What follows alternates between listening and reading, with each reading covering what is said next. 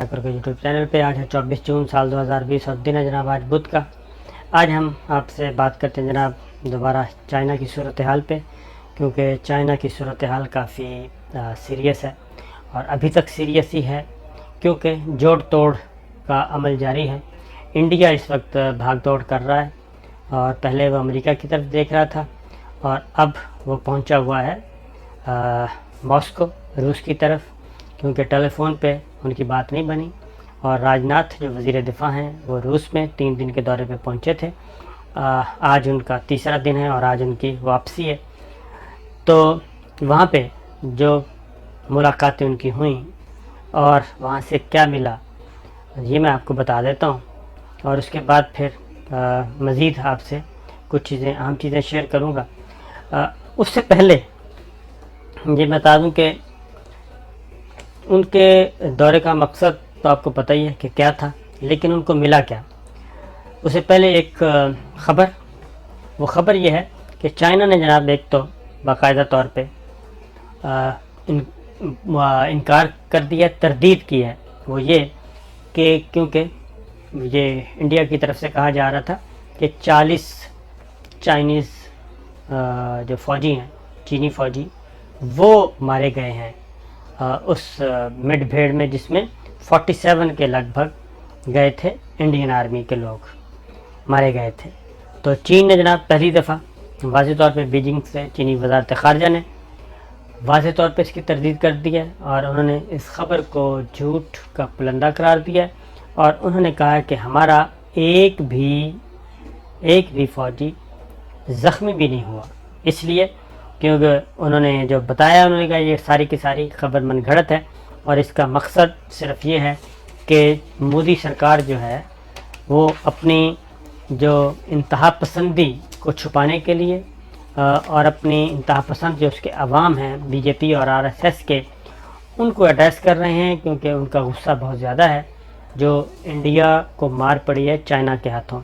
इसलिए इसके अलावा और कोई इसका मकसद नहीं है और हमारा कोई फ़ौजी ना कोई ज़ख्मी हुआ और ना ही कोई मारा गया, और जो कुछ नुकसान हुआ वो सिर्फ इंडिया का हुआ था और वो हम पहले बता चुके हैं।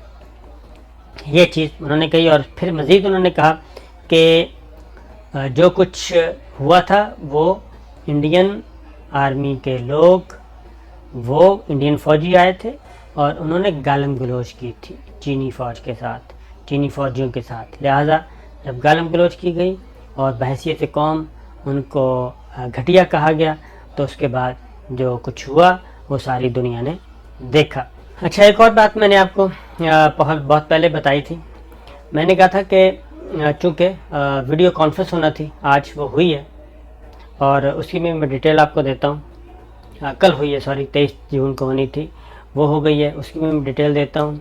उससे पहले शराइत रखी हुई थी चाइना की तरफ से और ये शराइत रूस तक पहुंचा दी गई थी कि ये शराइत पूरी होंगी तो ही हम आगे बढ़ेंगे, और वो शराइत जनाब सारी की सारी भारत ने मान ली हैं।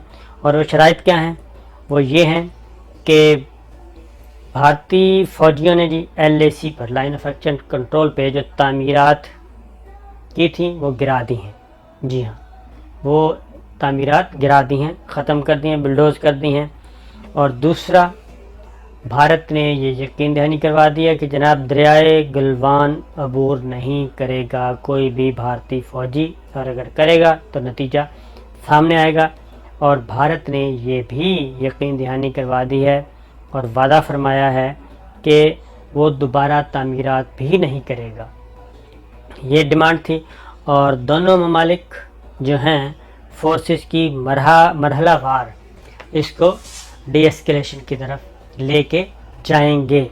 ये शराइत मानी है इंडिया ने और चाइना ने मनवा ली हैं। अब क्यों हुआ ऐसा, मैं आपको ये बता दूं कि क्यों इतना इंडिया जो है वो घिरा हुआ है और कोई हिल नहीं रहा। उसकी रीज़न है कि जो 11 घंटे मुज़ाकरात हुए जी, कल फ्लैग मीटिंग जिसको कहते हैं, लेफ्टिनेंट जनरल थे हरिंदर सिंह इंडिया की तरफ से और उनकी तरफ से मेजर जनरल थे, और یہ 11 گھنٹے بات چیت ہوئی. 11 گھنٹے بات چیت میں 2-3 باتیں بڑی کیٹیگوریکلی چائنا کی طرف سے کہہ دی گئیں اور وہ آفیشلی اب آ بھی چکی ہیں, اور وہ یہ تھیں کہ نہ ہی چائنا ایک قدم پیچھے ہٹے گا اور نہ ہی اپنی 1 انچ زمین چھوڑے گا. یہ 2 اصول انہوں نے کہا کہ بنیادی ذہن میں رکھیں. اور دوسرا, اس فلیگ میٹنگ میں ایک اور بات بھی کہی گئی, اور وہ یہ تھی کہ جناب